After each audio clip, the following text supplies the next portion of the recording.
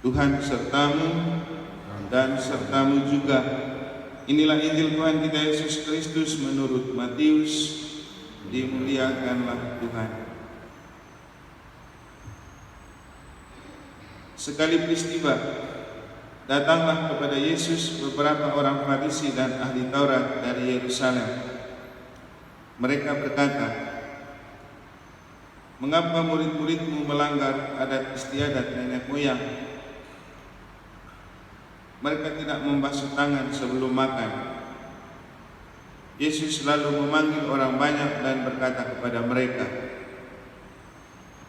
"Dengarkan dan camkanlah. Bukan yang masuk ke dalam mulut yang menajiskan orang, melainkan yang keluar dari mulut, itulah yang menajiskan orang."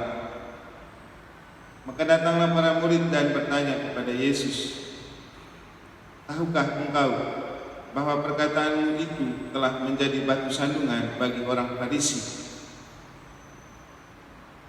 Tetapi Yesus menjawab, "Setiap tanaman yang tidak ditanam oleh Bapakku yang di surga akan dicabut sampai ke akar-akarnya. Biarkanlah mereka itu. Mereka itu orang buta yang menuntun orang buta. Jika orang buta menuntun orang buta, pasti keduanya jatuh ke dalam lubang."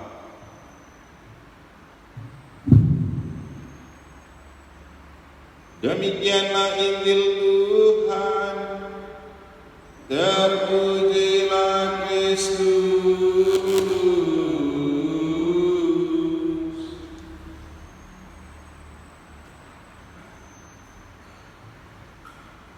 Para saudara dan Bapak Ibu saudara-saudari, umat beriman sekalian yang saya kasih dalam Tuhan, dalam Injil kita telah mendengar bagaimana Yesus bersikap tegas dan keras untuk hal yang menjadi tugas pokoknya.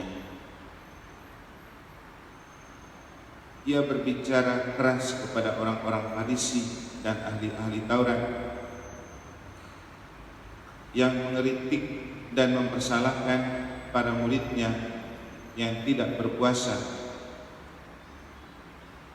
Dan perkataan Yesus itu menjadi batu sandungan untuk orang Farisi, lalu menciptakan rasa takut kepada para murid. Tapi Yesus tidak pernah takut, karena ia harus lebih takut kepada apa yang Tuhan mau daripada yang manusia mau. Kisah ini jelas untuk menunjukkan kepada kita bahwa kalau mau menjadi alat di tangan Tuhan, atau kalau mau menjadi pewarta kerajaan Allah, memang harus punya sikap tegas dalam prinsip. Harus berani mengatakan ya atau tidak, harus berani berbicara keras untuk hal yang tidak beres. Ini sering menjadi benturan ketika dalam kenyataan pewarta berbicara keras untuk mengkritik pendengar atau umat, lalu tidak suka dan memberikan cap, "Wah, pastor apa seperti ini?" Tapi jangan lupa, Yesus sering melakukan hal yang lebih keras untuk hal yang tidak beres, termasuk dalam Injil pada hari ini. Dan yang lebih keras lagi, ketika ia marah dengan orang-orang di bait Allah, bahkan dia mencungkir balikan meja-meja, mengambil semeti lalu memukul mereka yang berjualan di bait Allah. Karena apa?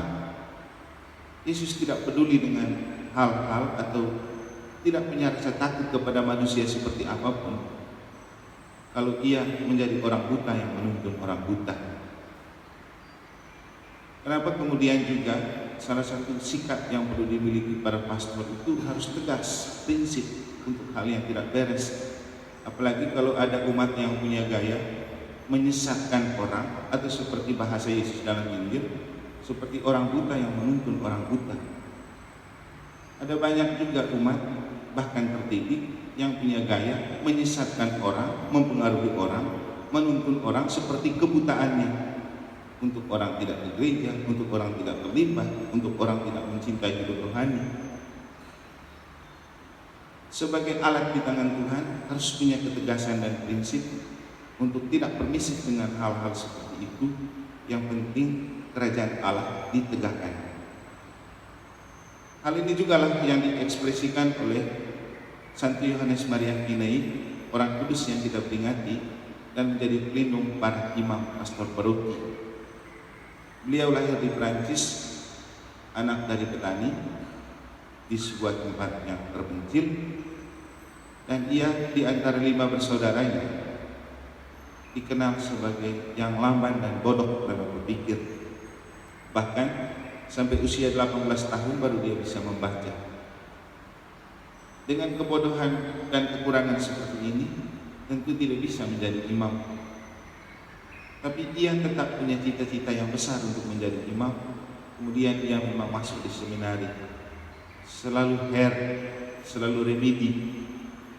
Tapi ia tetap berjuang keras, dan ternyata memang Tuhan melihat hatinya, karena ia memiliki rasa cinta yang besar kepada hidup rohani dan memang memiliki kehidupan rohani yang baik. Jadi kehidupan rohani itu kunci. Makanya kita yang terpanggil namanya rohaniwan, rohaniwati. Jangan sampai umat lebih rajin berdoa daripada kita. Kita yang rohaniwan, rohaniwati ini.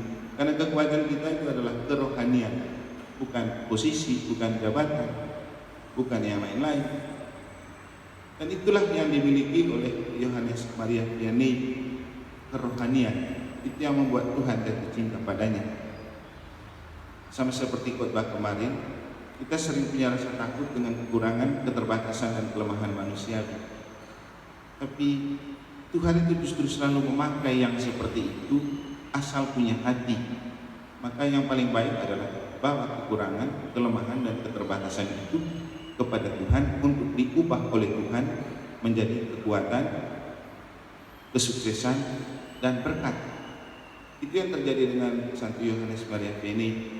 Ia kemudian diluluskan, lalu ditabiskan menjadi imam karena kerohaniannya. Lalu ia tidak ditempatkan di paroki yang kota. Dengan kemampuannya ia ditempatkan di sebuah paroki kecil bernama Ars di Prancis. Tapi justru disitulah ia menampakkan kemuliaan Allah.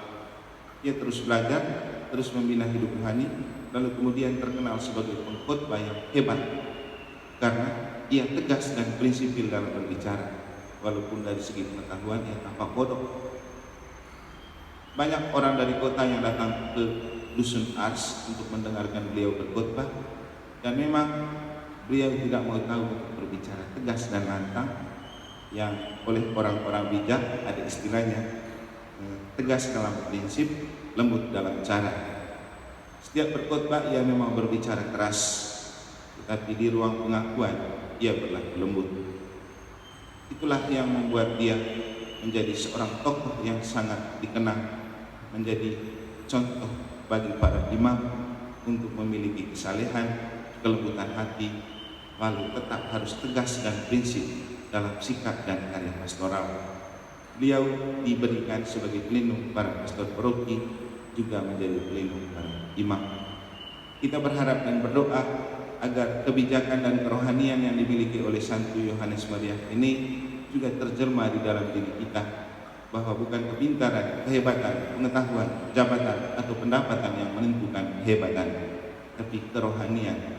Kerohanian artinya hati yang selalu terbuka dan terarah kepada Allah, dan membawa segala kelemahan, kekurangan dan keterbatasan manusiawi ke dalam pelukan dan dekapan kasih Allah. Karena dalam kekurangan, kelemahan dan keterbatasan kita, bila membiarkan kekuatan Allah bekerja, Tuhan akan mengubah menjadi rahmat dan berkat bagi sesama. Semoga Tuhan memberkati.